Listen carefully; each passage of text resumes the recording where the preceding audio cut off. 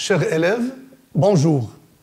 Bienvenue à la séance 3 dans notre série de cours de soutien scolaire destinée à la première année du collège.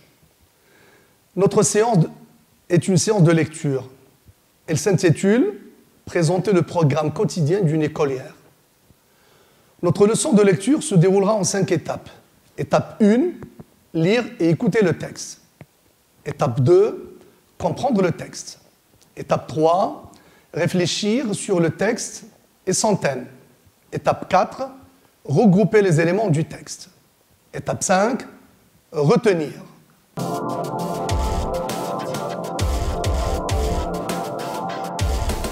Nous commencerons donc par l'étape numéro 1, lire et écouter le texte. Je lis donc le texte et je commence par son titre. Enfin de retour à l'école. Zineb n'allait plus à l'école car ses parents sont pauvres. Ils ne peuvent pas payer les frais de sa scolarité. Alors la petite fille a quitté l'école l'année dernière. Cette année, Zineb est élève dans son école du quartier grâce à la solidarité des voisins. Ceux-ci ont aidé les parents de Zineb en cotisant ensemble pour lui acheter tout le nécessaire, le cartable, la trousse, le tablier, les livres, les cahiers, etc. Elle est très heureuse. Ses parents aussi. Les jours d'école, la petite élève se lève à 7 heures du matin. Il va à pied avec son frère, car son école est près de chez eux. Ils passent toute la journée à l'école. À midi, ils prennent le déjeuner à la cantine scolaire. Après le déjeuner, ils révisent ou lisent des histoires dans la salle de lecture. Ils retournent en classe à 2 heures de l'après-midi. Ils quittent l'école à 4 heures. Comme d'habitude, Zineb et son frère rentrent à la maison avec leur mère, qui les attend à la sortie de l'école. 2 fois par semaine, le mercredi et le samedi après-midi, la petite écolière fait des cours de soutien à l'école pour rattraper son retard de l'année dernière. Le soir, elle regarde ses dessins animés préférés. Ensuite, elle fait ses devoirs dans sa chambre, puis elle se couche. Le dimanche, Zineb sort avec ses copines. Elle s'amuse avec elles dans le parc du quartier, heureuse de passer une belle semaine à l'école. Donc, je viens de lire le texte. Maintenant, c'est ton tour. Tu vas le lire et tu essaieras de faire attention, comme on l'a signalé au début, à l'articulation et aux liaisons. Donc, vas-y.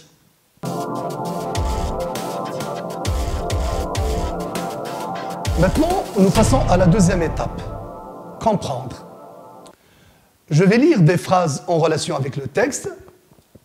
Tu vas cocher là où les réponses justes. Pour cela, cherche dans le texte des mots, des phrases ou des expressions qui justifient à chaque fois ton choix. Donc, je lis les phrases. Le personnage est un homme qui travaille. Le personnage est élève à l'école. Le personnage est une fille. Le narrateur raconte des vacances passées. Le narrateur présente le programme de la journée. Le texte est écrit au présent parce qu'il raconte des événements passés. Le texte est écrit au présent parce qu'il présente des actions quotidiennes. Donc je viens de te lire les questions.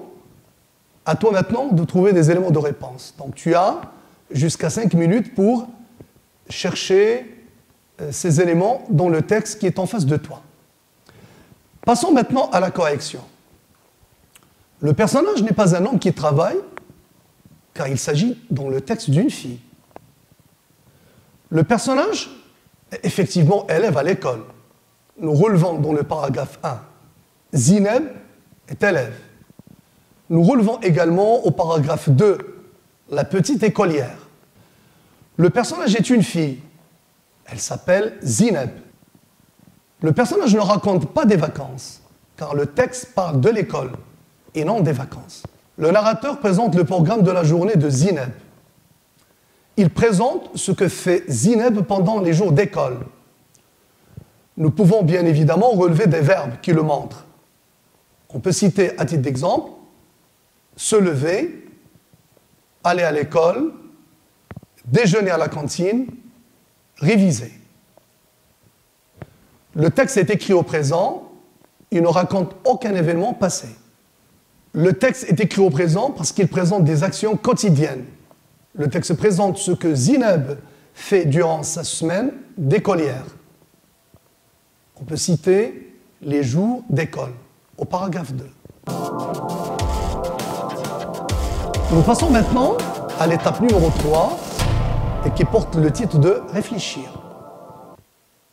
Cette étape te permettra de réfléchir sur la situation du personnage, sur le thème du texte. Ceci te permettra de mieux comprendre son contenu. Prends donc une feuille et un stylo et note tes réponses pour les vérifier au moment de la correction. Je lis les questions. Quel était le problème du personnage? Quelle expression peut qualifier le problème du personnage? Deux réponses se présentent à nous. Situation heureuse, situation dramatique. Tu cocheras la réponse que tu jugeras juste. Quelle est la cause de ce problème? Est-il résolu? Par qui? Comment? De quel thème s'agit-il dans ce texte? 3 propositions sont disponibles. La pauvreté, la solidarité, la scolarisation des filles. Que pensez-vous de l'action des voisins? Est-elle une action mauvaise ou plutôt une action importante? Tu as 5 minutes pour répondre à ces questions. Et on corrigera ensemble. Donc, Zineb n'allait plus à l'école. Sa situation était dramatique, était une situation malheureuse. La source ou l'origine de cette situation, c'est la pauvreté des parents. En ce qui concerne le problème, oui, le problème est résolu. Ce sont les voisins qui ont trouvé la solution. Comment ils ont fait? Eh bien, les voisins ont cotisé pour lui acheter les livres, les cahiers et tout ce dont elle a besoin. Le thème principal du texte est la scolarisation des filles. La solidarité des voisins est nécessaire, elle est très importante, car grâce à cette solidarité, Zineb est retournée à l'école.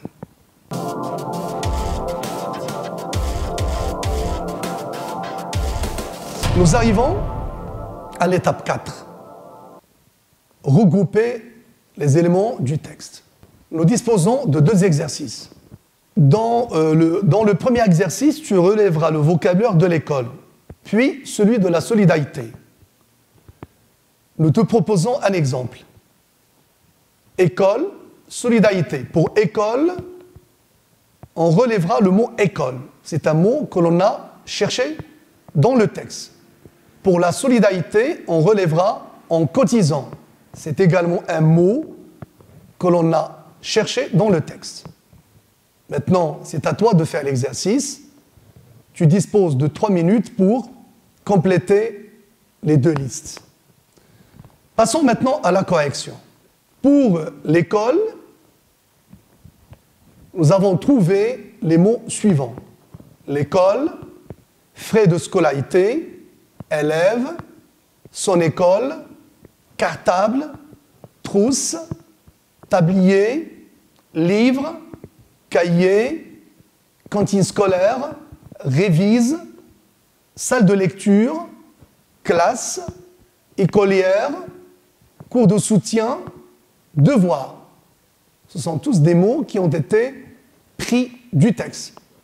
Pour le mot solidarité, ou le thème, ou la rubrique, nous avons relevé solidarité, ensuite en cotisant et en aider. Alors, nous avons terminé l'exercice 1. Nous passons maintenant à l'exercice numéro 2. Dans cet exercice, tu établiras, à partir du paragraphe 2, une partie, pas la totalité, une partie du programme de Zineb, les jours d'école. Complète donc le tableau à partir du paragraphe 2 relève à chaque fois une indication de temps, relève ensuite l'activité ou l'action qui lui correspond et le lieu où elle se déroule. Pour t'aider, voici un exemple. Indication du temps, on va relever 7 heures du matin. Activité, action, on va relever se lever. Pour le lieu, on va relever la maison, c'est-à dire chez elle. Donc, 7 heures du matin, Zineb se lève. Elle se lève où? Chez elle, à la maison. Donc, c'est à toi de compléter le travail. Tu as 3 minutes ou 4 minutes pour le faire. Passons donc à la correction. Indication de temps, on relèvera 7 heures du matin, activité, se lever, lieu, la maison. Indication de temps à midi, l'action, prendre le déjeuner, le lieu, la cantine scolaire. Après le déjeuner, réviser, lire des histoires ou dans la salle de lecture. À 2 heures de l'après-midi, quoi? Retourner en classe ou dans la classe. À 4 heures, quoi? Quitter l'école. Le lieu, c'est l'école.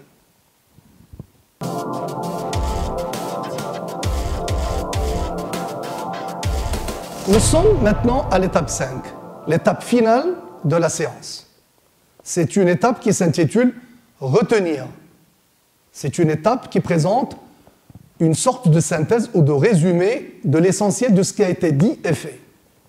Donc nous avons étudié la situation du personnage Zineb. Zineb n'allait plus à l'école à cause de la pauvreté de ses parents. Mais grâce à la solidarité des voisins, elle est enfin retournée à l'école. Donc Zineb est heureuse de retourner à l'école grâce à la solidarité des voisins. Nous avons compris que le texte ne raconte pas une histoire, mais il présente le programme quotidien d'une écolière. Donc, le texte présente le programme quotidien de l'écolière. 2 éléments montrent qu'il s'agit de la présentation d'un programme. Le premier, c'est la présentation des activités et des actions du personnage dans l'ordre de leur déroulement dans le temps. 2, le texte est écrit au présent. Chers élèves, la leçon est terminée. Merci.